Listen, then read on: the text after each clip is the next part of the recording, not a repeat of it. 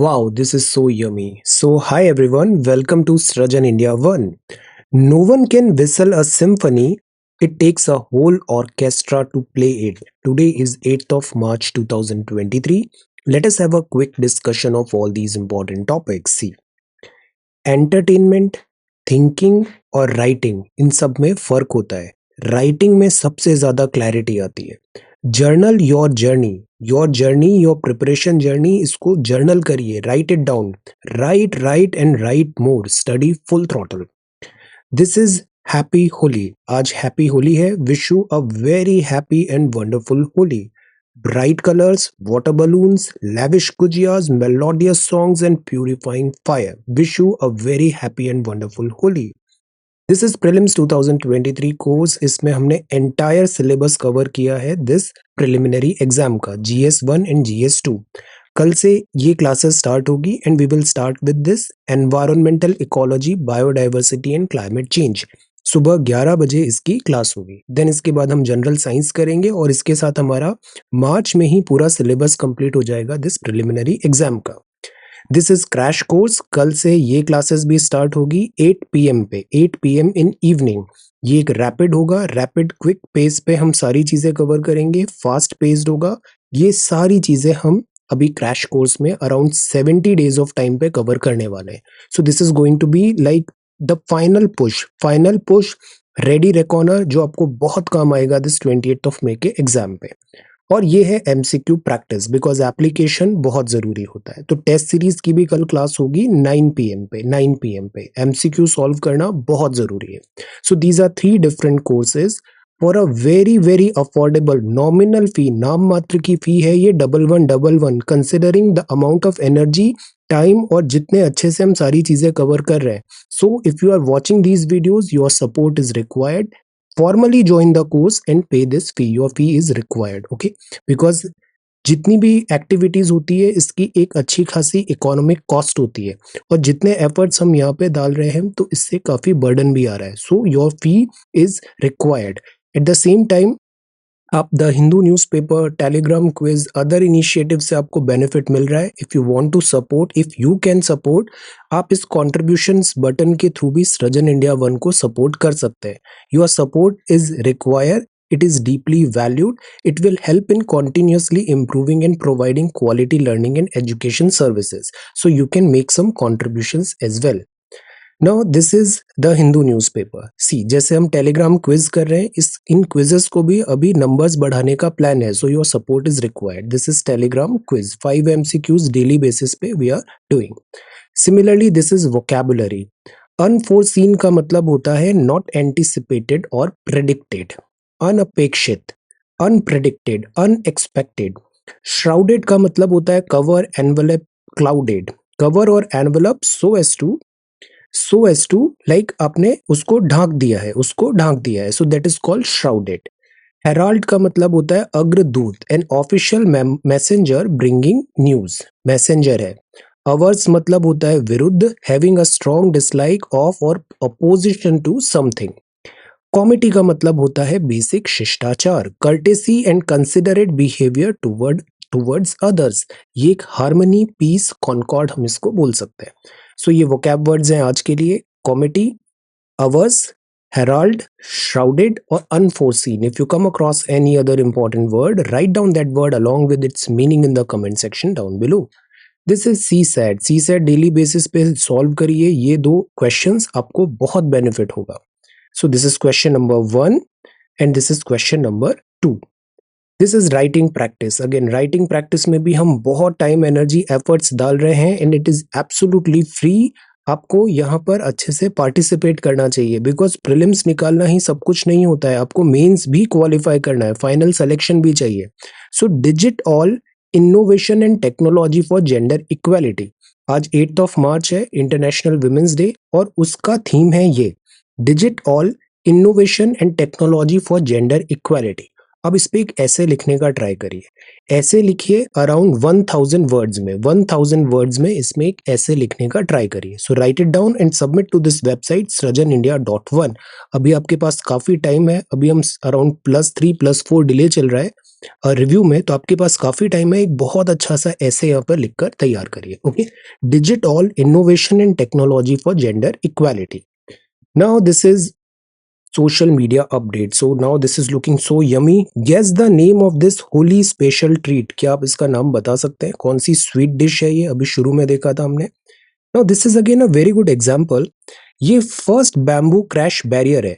अक्सर हाईवेज में क्या होता है, अगर बाय द वे ड्राइवर से मिस्टेक हुआ तो जो व्हीकल होता है वो रोड को छोड़ के ऐसे एक्सीडेंट्स हो जाते हैं, तो हम ऐसे बैरियर्स लगाते हैं। कई बार वो स्टील के होते हैं या फिर वो से सीमेंटेड होते हैं। यहाँ पर ये जो बैरियर्स हैं ये बैम्बू से बने हुए हैं। So this is again very innovative, इसको आप कहीं केस स्टडी की तरह यूज कर सकते हैं।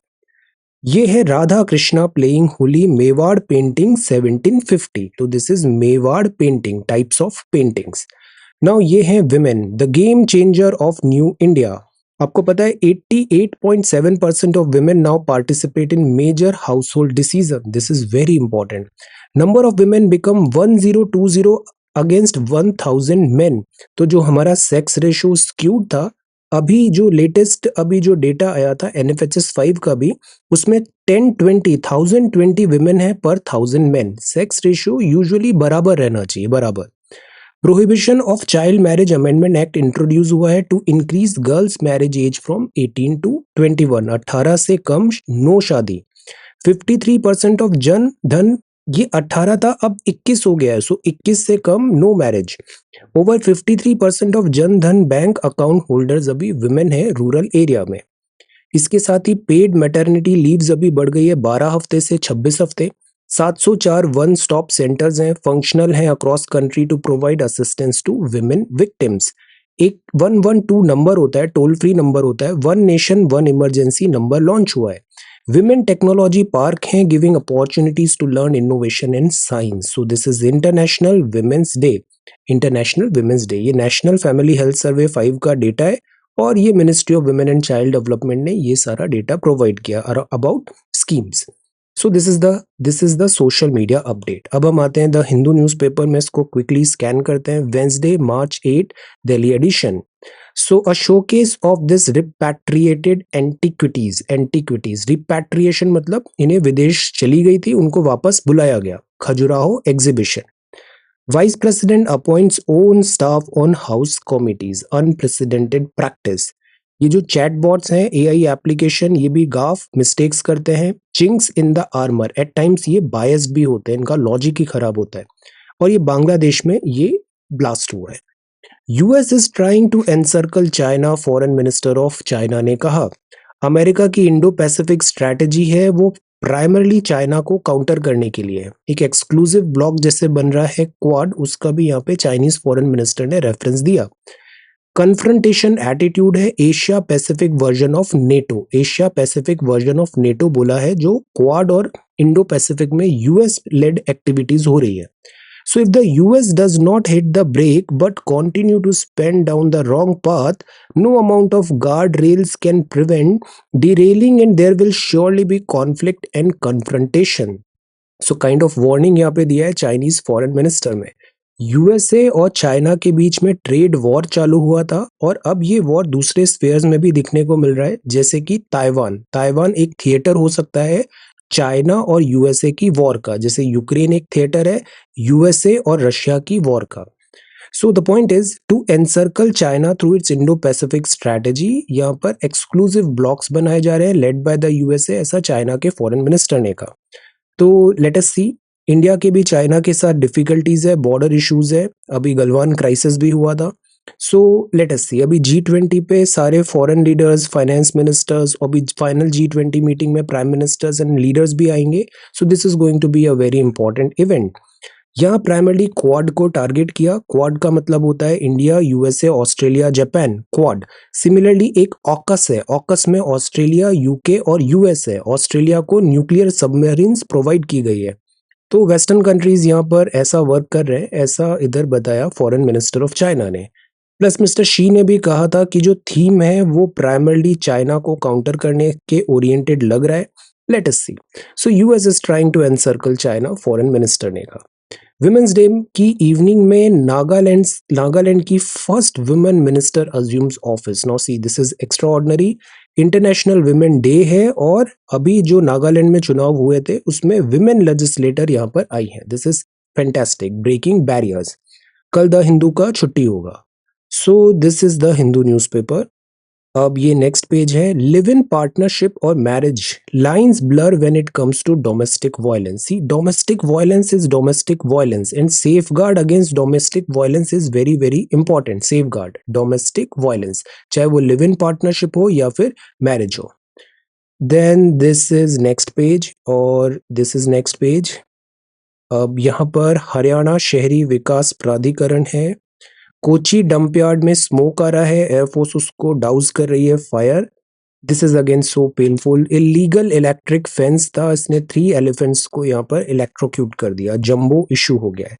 अक्सर एनिमल और ह्यूमन का कॉन्फ्लिक्ट बढ़ता है और एनिमल से अपने खेतों को, फसल को, गांव को सुरक्षा के लिए इस टाइप से इन्होंने इलेक्ट्रिक फेंसेस लगा दी और वहां पर दिस एलिफेंट्स का डेथ हो गया। सो द आइडिया इज कि जो कन्फ्रंटेशन है ह्यूमंस और एनिमल्स में, इसको स्टॉप करना बहुत जरूरी है, क्योंकि अगर ह्यूमंस की लाइफ जाएगा तो भी वो हमारा लॉस है, एनिमल का लाइफ जाएगा then again it is our loss.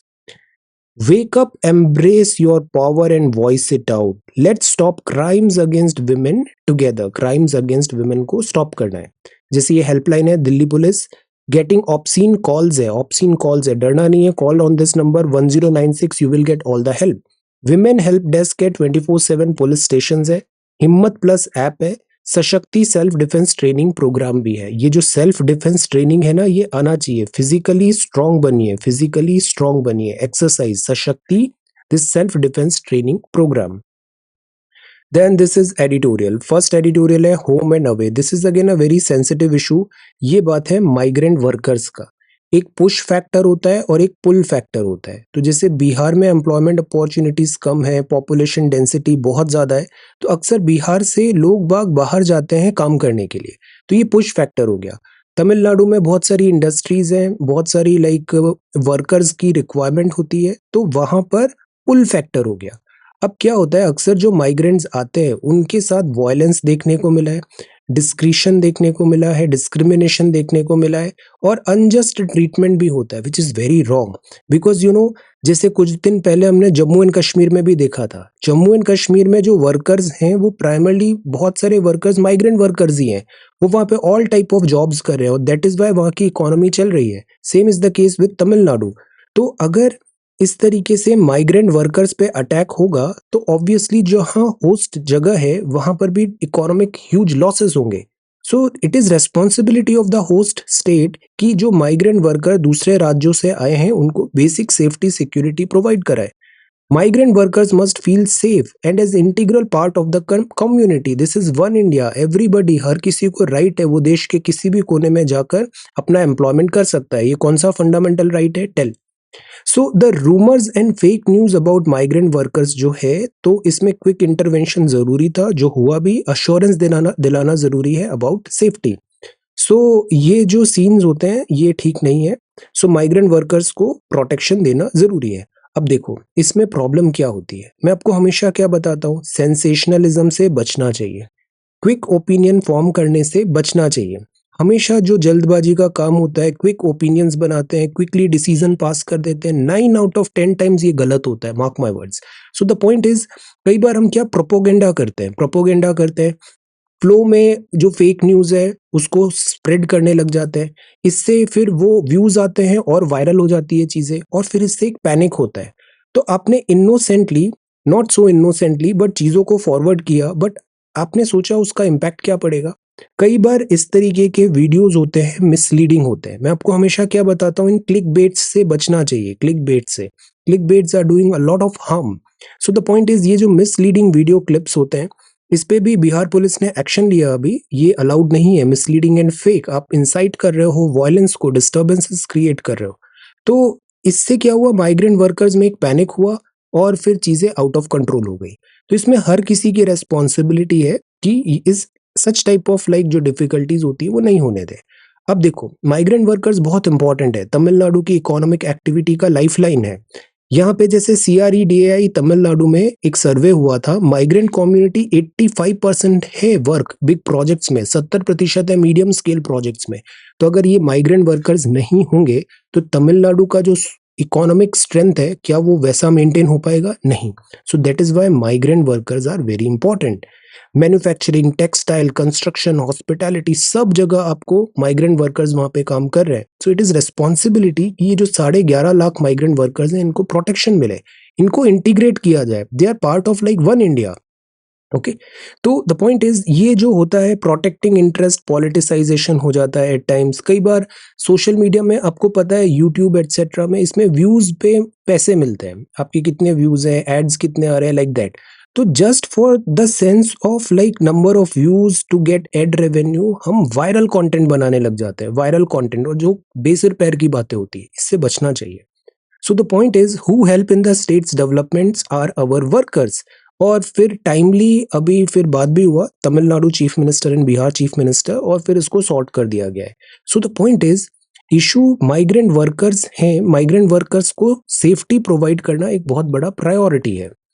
So government बहुत सारे वेलफेयर मेजर्स भी लाती है, जैसे edible oil pulses concessional rate पे मिलता है, पब्लिक डिस्ट्रीब्यूशन सिस्टम। अभी one nation one ration card है, ये क्या है आप बताइए? What is one nation one ration card? इसका कॉन्सेप्ट क्या होता है? टेल।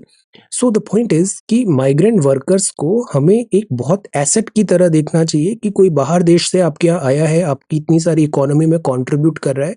सो दिस इज और योर रिस्पॉन्सिबिलिटी कि वहाँ पे हम safe and secure environment provide करें, और such type of fake news से भी हम बचें।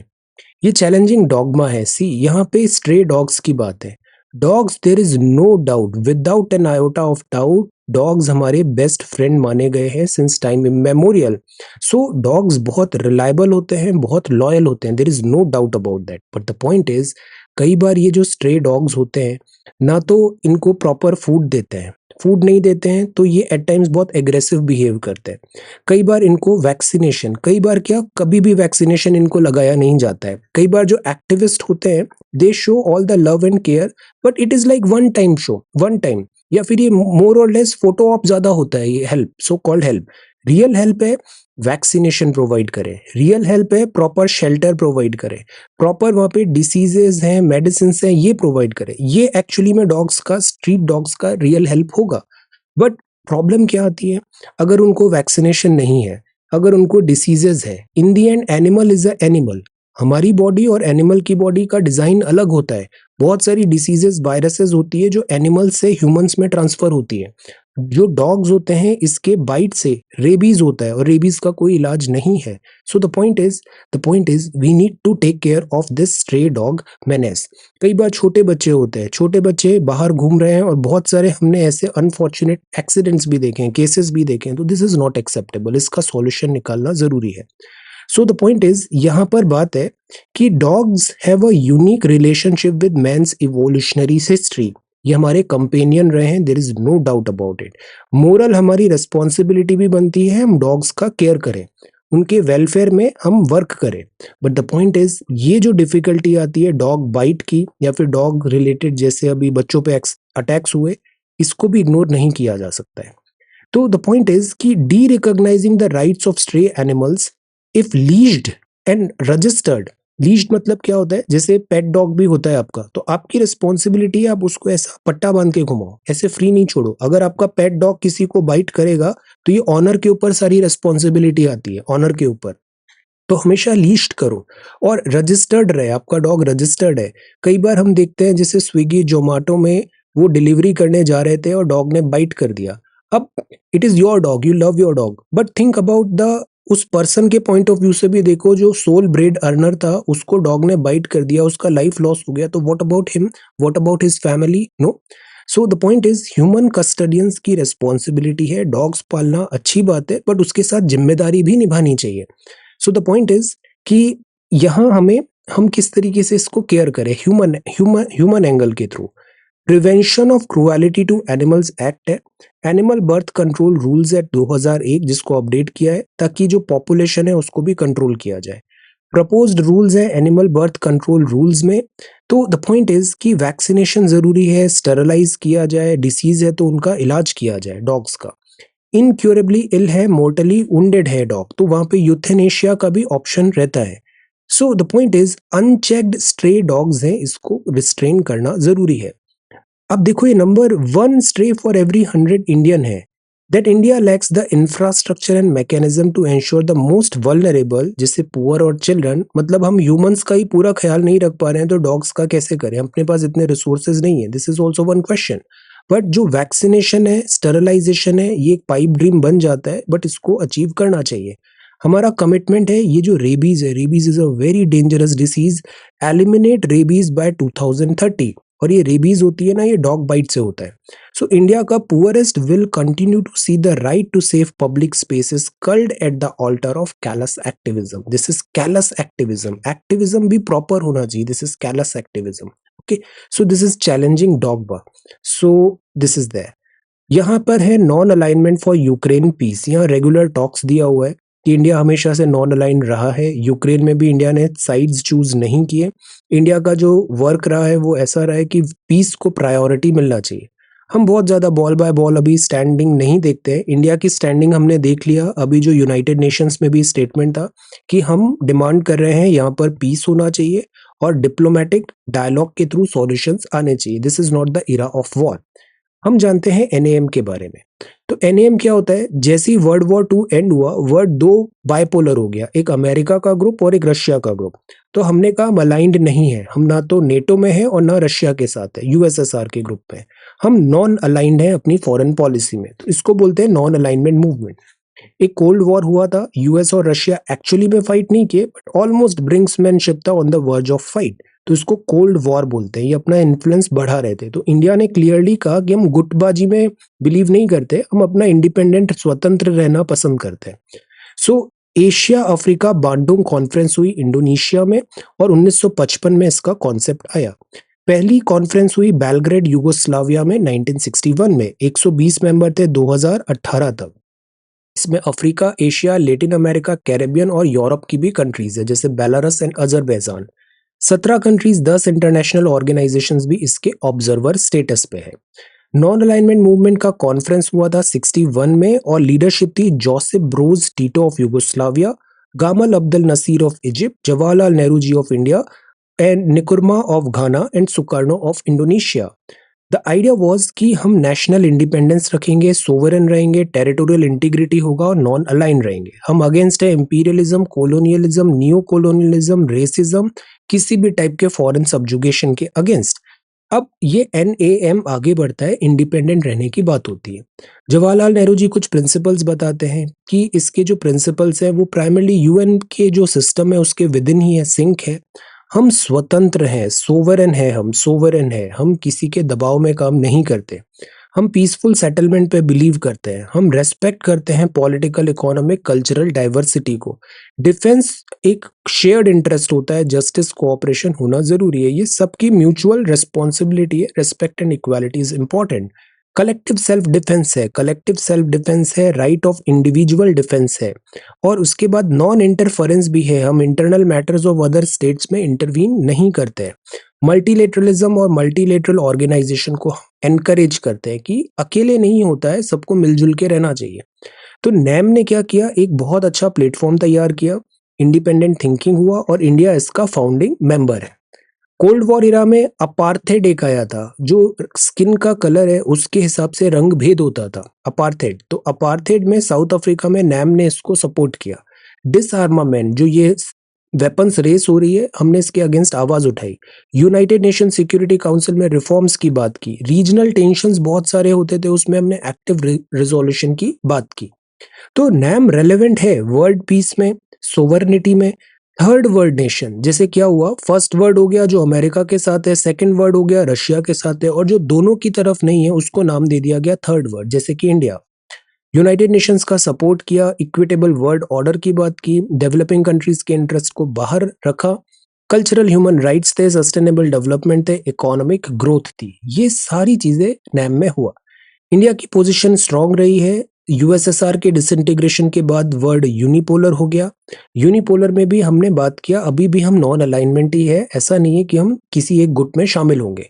सो ये जो इंडिया का स्टैंड था, इसमें हिट्स भी में हुए और कुछ मिस भी हुए। जैसे यूएस का स्टार्टिंग के टाइम पे यूएस ने पाकिस्तान को चूज किया था इन लाइक इंडिया के बजाय, बिकॉज पाकिस्तान की जरूरत यूएसए को थी to get access of this Afghanistan, और अफगानिस्तान में रशियन इन्फ्लुएंस को कम करना और मुजाहिदीन एटसेट्रा। सो अगेन एनएएम से जो हमें इजीली सारी चीजें मिल सकती थी वो हमने नहीं चूज किया, हमने उसके लिए हार्ड और डिफिकल्ट वे चूज किया। बट अगेन हमारा लॉजिक ये है कि because we believe in independence, we believe in sovereignty, हमें गुटबाजी किसी के दबाव में काम नहीं करना है, और ये हमारा शुरू से आइडिया रहा है। हमने G20 में भी काम किया, क्वाड सिक्योरिटी और शंघाई कोऑपरेशन ऑर्गेनाइजेशन में। सो दैट इज वाई इंडिया का आज पोजीशन देखो, हमारे अच्छे रिलेशंस रशिया से भी है, अच्छे रिलेशंस यूएसए से भी है, चाइना से भी मतलब टॉक्स है, ऐसा नहीं है कि टॉक्स खत्म हो गई है हमारी। सो the point is because of our foreign policy, अब जो वर्ल्ड ऑर्डर है वो अब रशिया चाइना एक हो रहा है और यूएस एक तरफ है। तो this is US versus China Russia. Indo Pacific में टेंशन बढ़ रहा है, माइग्रेशन एक बहुत बड़ा इशू हो रहा है यूरोप और एशिया में, जैसे अफगानिस्तान से माइग्रेशन, जैसे अभी हमने देखा था इटली के पास कैप्साइज हो गई थी बोट्स, अफ्रीका से माइग्रेशन, इससे कॉन्फ्लिक्ट्स आते हैं। ग्लोबल क्लाइमेट चेंज है, कैटास्ट्रॉफिक डिजास्टर्स है, यूएस की पॉलिसी चेंज हो रही है, यूएसए अब इतना ज्यादा प्रोजेक्शन नहीं कर रहा है वर्ल्ड पुलिस के रूल पे, इकोनॉमिक ग्रुपिंग्स भी बहुत बन रही है। तो ऐसा नहीं है कि नैम जो है ये डिस्कार्ड हो जाएगा। ये एग्जैक्ट सवाल मुझे इंटरव्यू में पूछा था विनय मित्तल साहब ने कि जो नॉन अलाइनमेंट मूवमेंट है इसकी क्या यूटिलिटी रह गई है आज के टाइम पे।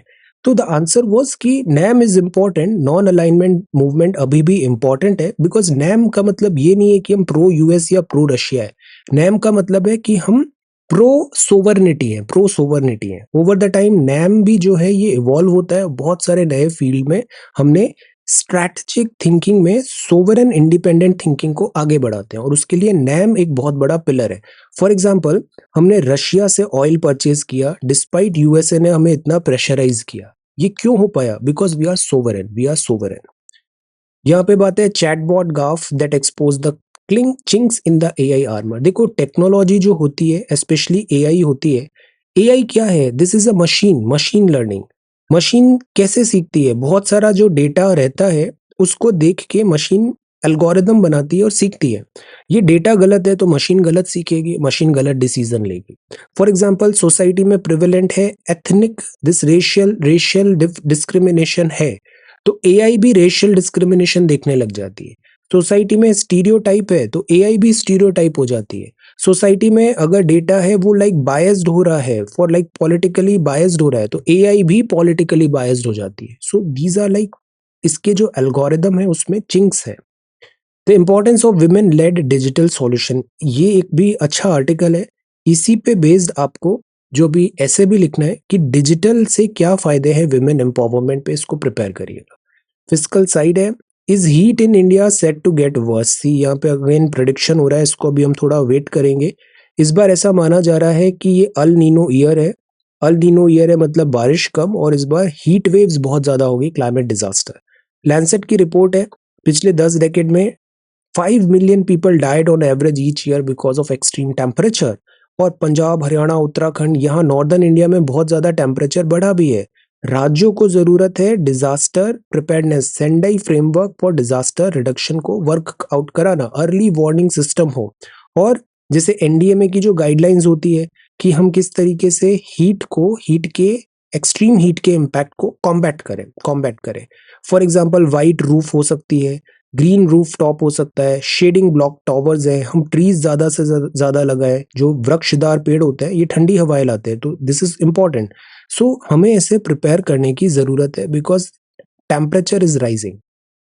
How did the treaty on the high seas come through? High seas क्या होता है? जैसे अनक्लॉज होता है, उसके बाद जो होता है ओपन सी है, हाई सी है, इस पे किसी एक कंट्री का क्लेम नहीं है, उसको हाई सी बोलते हैं। तो यूएन में अभी इंटर गवर्नमेंटल कॉन्फ्रेंस हुआ, marine biodiversity of area beyond natural jurisdiction. This is very important, इससे सवाल आ सकता है अभी प्रीलिम्स में। Marine biodiversity of area beyond national jurisdiction.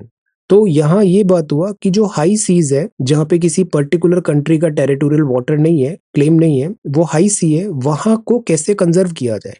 तो 1958 की जिनीवा कॉन्वेंशन थी हाई सीज में, no country is responsible for the management protection of resources on the high seas. तो हाई सीज है ये 60% है वर्ल्ड के टोटल ओशियन एरिया का, अर्थ सरफेस का हाफ ये कवर करते हैं। इसमें 2.7 लाख नोन स्पीशीज हैं, बहुत सारी अभी अनडिस्कवर्ड भी नहीं है। ये फंडामेंटल है ह्यूमन सर्वाइवल के लिए। अल नीनो जैसे इम्पैक्ट्स होते हैं, एसिडिफिकेशन होता है, इससे फ्लोरा फोना का डैमेज होता है, बहुत सारी स्पीशीज है एक्सटिंक्ट हो रही है। एंथ्रोपोजेनिक प्रेशर भी बहुत है, जैसे mining, noise, pollution, chemical spills, fires, untreated waste है, antibiotics, overfishing, invasive species, coastal pollution.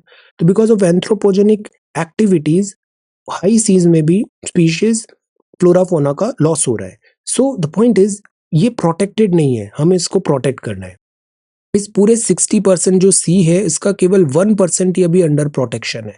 तो 1982 में united convention on the law of sea आया था, अनक्लॉज, और कन्वेंशन ने रूल्स बताए थे कि किस तरीके से टेरिटोरियल वाटर, फिर इसके बाद जो एडजॉइनिंग एरिया है किसी भी कंट्री का सी पे, वहां उसके मिनरल राइट्स, नेविगेशन राइट्स कैसे होंगे, अनक्लॉज था, अनक्लॉज 1982। तो द पॉइंट इज अनक्लॉज तो ठीक है, but high seas, what about high seas? High seas के भी एक ट्रीटी होना चाहिए। तो ये ट्रीटी अभी जब अभी आई है, और अभी कोविड के टाइम पे भी हमने देखा था। तो फाइनली दिस इज बीबीएनजे आया है, ये हाई सीज का ट्रीटी है। 30% वर्ल्ड ओशियन जो है इससे प्रोटेक्ट हो पाएगा। मोर मनी आएगा मेरीन कंजर्वेशन में, लैंड यूज जो सी यूज है उसकी बेटर प्रैक्टिसेस होगा, और इससे बेहतर होने वाला है। सो दिस इज, नाम याद रखना है, this is beyond natural jurisdiction, areas beyond natural jurisdiction, this is high seas. Celebration of women writers, this is charisma. charisma क्या होता है? एक गिफ्ट और पावर हो सकता है, लीडरशिप ऑफ अथॉरिटी। अक्सर पॉलिटिक्स में हम बोलते हैं ये वर्ड करिज्मेटिक लीडर है, करिज्मेटिक लीडर है। चुनाव आजकल पार्टी के बजाय जो लीडर्स हैं उनके नाम पे चुनाव जीता जा रहा है, करिज्मेटिक लीडर है, तो that is called charisma, glamour kind of. तो the capacity to inspire followers with devotion and enthusiasm, इसको करिज्मेटिक लीडर बोलते हैं। तो दिस इज कॉल्ड करिज्मेटिक। एक ग्रीक वर्ड है करिश्मा, करिश्मा का मतलब होता है गिफ्ट ऑफ ग्रेस, तो उससे ये वर्ड आया है। देन लार्जेस्ट का मतलब होता है, इसका मतलब होता है it is like a money और gift freely bestowed, freely bestowed हुआ है ओकेशन ऑफ रीजॉइसिंग में, मतलब बहुत जनरस, प्लेंटीफुल वहां पे बेस्टोवल है। For example, some resent the way the PM is distributing largesse to states when he visits them. Prime Minister बहुत सारे गिफ्ट्स दे रहे हैं, स्कीम्स लॉन्च कर रहे हैं, तो this is that. Then sophisticated weapons है, सोफेस्टिकेटेड वेपन है मतलब it is like well very state of the art है, स्टेट ऑफ द आर्ट है, एडवांस्ड मेथड है, हाईली डेवलप्ड है, कॉम्प्लिकेटेड है, लाइक दैट, तो उसको सोफेस्टिकेटेड बोलते हैं। Simplicity is the ultimate sophistication, ये भी एक फैक्ट है। डिडन में टी साइलेंट होता है, English is a funny language. Then protract, protract मतलब lengthen in time, cause to be और last longer, that is protract. जैसे यूक्रेन एक प्रोट्रैक्टेड वॉर हो गया है। अब वर्ल्ड का सदर्न मोस्ट मैमल जो है वो है वेडल सी में मिलता है। हाईएस्ट माउंटेन अंटार्कटिका में है, नेम्ड आफ्टर अमेरिकन पॉलिटिशियन 2006 में, और इसका नाम है Carl Vinson, Carl Vinson. Mount Vinson highest mountain है कॉन्टिनेंट में, और 8th हाईएस्ट है इन द वर्ल्ड में। First human being to reach the South Pole, the answer is Roald Amundsen. Amundsen. Then term क्या है जिससे इंडिजिनस पीपल ऑफ अंटार्कटिका को address करते हैं? तो ऐसा कोई स्पेसिफिक इंडिजिनस पीपल अंटार्कटिका में रहते भी नहीं है, आर्कटिक में मिल सकते हैं। सेकेंड लार्जेस्ट डेजर्ट है वो आर्कटिक डेजर्ट है। Then penguins, penguins of Madagascar, ये साउथ में मिलते हैं अंटार्कटिका, और नॉर्थ में मिलता है पोलर बियर। दक्षिण गंगोत्री इंडिया का बेस है यहाँ पे, और एक ब्लड फॉल भी है अंटार्कटिका में, आयरन ऑक्साइड है तो वो रेडिश हो जाता है। India sending 20,000 tons of wheat to Afghanistan via Chabahar port. Then this is Shaliza Dhami, excellent, first women to be appointed to an IAF command post में। तो यहाँ पे ग्रुप कैप्टन है, group captain Shaliza Dhami will take over command of a fortnight front line IAF combat unit in the western sector, excellent. Exhibition है repatriated artifacts का। Then this is hail storms, hello storms कैसे बनते हैं? Quick answer बताओ। ये जो hello storms होते हैं ये क्या होते हैं और कैसे फॉर्मेशन होता है? हेल, ओला। Then forest department to try to unite elephant calves with another herd, school children, not good. IMF package मिल रहा है, change makers. Then this is finance, growth slow down हुआ है, क्रेडिट कार्ड हिट हुआ है, imports dip हुआ है global demand trips के कारण, चाइना का फेब का एक्सपोर्ट इंपोर्ट डिप हुआ है। Then so this is the Hindu newspaper. Okay, अब हम आते हैं दिस न्यूज़पेपर, दिस आपके आंसर सबमिशंस में। So this is our website, you can scan this UPI QR code to pay fee. There is a fee of ₹1111 for each course. There are 3 different courses, this is crash course, this is test series and this is prelims course. Okay, prelims course में पूरा syllabus है, MCQ में test है, और इसमें एक rapid crash course हो रहा है फॉर दिस 28 मई exam. So this is 2nd of March 2023. तो let us sort it by oldest, let us sort it by oldest. एक ही सवाल था, सोशल कैपिटल क्या होता है, और जो सोशल वेलफेयर स्कीम्स इंडिया में चल रही है उस पे हमें कंपाइलेशन करना था। बहुत इंपॉर्टेंट सवाल है सोशल कैपिटल। तो सोशल कैपिटल मतलब जैसे सोसाइटी में पीस है, सोसाइटी में लॉ एंड ऑर्डर है, सब अच्छे से कर रहे हैं, शेयर्ड वैल्यू है, अंडरस्टैंडिंग है, कोऑपरेशन है, रेसिप्रोसिटी है, हम एक सभ्य समाज की तरह रह रहे हैं, पीसफुल समाज की तरह रह रहे हैं, तो that is called, that is our social capital. तो it is a kind of like हमारी सोसाइटी की स्ट्रेंथ है, ये सोसाइटी की स्ट्रेंथ है, बिकॉज पीस डिविडेंड भी होता है। तो सोशल कैपिटल में बॉन्डिंग है, ब्रिजिंग है, लॉ एंड ऑर्डर है, लिंकिंग है, म्यूचुअल अंडरस्टैंडिंग है, म्यूचुअल रेस्पेक्ट है, तो ये सोशल वेलफेयर होता है। बहुत सारी स्कीम्स होती है, जैसे यहाँ पे देखो अन्न मिशन सागर है, ठीक है, दिस इज अंत्योदय अन्न है, यस, अन्नदाता डे, वेरी गुड, पोषण शक्ति है, देन इसके बाद ध्रुव है, one nation one ration card, then this is Svanidhi, PM Vay Vandan Yojana, then मातृ Matsya Sampada Yojana, digital mission, housing for all, कृष्ण दिस किसान ऊर्जा, सम्मान निधि, गरीब कल्याण योजना, ये सब जो चीजें होती है काइंड ऑफ हम सोशल कैपिटल को बिल्ड करने के लिए लगा रहे हैं, वेलफेयर की स्कीम्स हैं। तो दिस इज सोशल वेलफेयर, और ये कॉन्स्टिट्यूशन में भी लिखा हुआ है। एक्सीलेंट आंसर कामिल, आप बहुत अच्छे आंसर्स लिख रहे हो, आपका अप्रोच भी बहुत अच्छा है, वंडरफुल। अफसाना, अफसाना ने भी बहुत अच्छा आंसर लिखा है, देखो टाइप्स, बॉन्डिंग, ब्रिजेस, लिंकेजेस, तो सोशल कैपिटल बहुत जरूरी है हमारा। जो पीस, लॉ एंड ऑर्डर होता है सोसाइटी में, म्यूचुअल ट्रस्ट है, डिस्ट्रस्ट नहीं है, म्यूचुअल रेस्पेक्ट है, लव है, फीलिंग्स गुड है, ये बहुत जरूरी होता है सोसाइटी को प्रॉस्पर करने के लिए। सोशल वेलफेयर स्कीम्स में ये सारे नाम है, very good, these are really good, very nice. तो सोशल कैपिटल इज गुड, इस पे इन्वेस्टमेंट होना चाहिए। Then Ratna Priya, social capital के बारे में बताया क्वेश्चन आंसर फॉर्मेट में, दिस स्टाइल इज गुड। फिर आपने सारी स्कीम्स के नाम बताए, make in India, good, health initiative, women empowerment, inclusive development, see आपका ये वर्क बहुत अच्छा है, कंपाइलेशन एक्सीलेंट है, extraordinary. Nandini, this is again really really nice, social capital के बारे में बताया आपने, देन डिफरेंट स्कीम्स के बारे में बताया, and conclusion, fantastic. Then Priyanka, this is good, social capital क्या होता है, इसके टाइप्स हैं, आपका अप्रोच भी बहुत अच्छा होता है, to the point, straightforward answers, very nice. See tabulation भी गुड, अब DPSP and constitution and SDGs भी आ गए, fantastic, this is really nice. Hajinder, this is again really good, आपने बहुत अच्छे से लिखा कि क्या होता है सोशल कैपिटल। अब देखो bonds, bridges, linkages, jurisdiction, welfare की स्कीम्स, अब इसमें सब आ जाते हैं, differently abled, senior citizens, women, child, poverty alleviation, rural poverty, fantastic, और ये सारी आपने स्कीम्स भी बता दी। So this is really good, इसी तरीके से हमें कंटिन्यू करना है। Thank you so much for watching this video, take care, study well and be safe.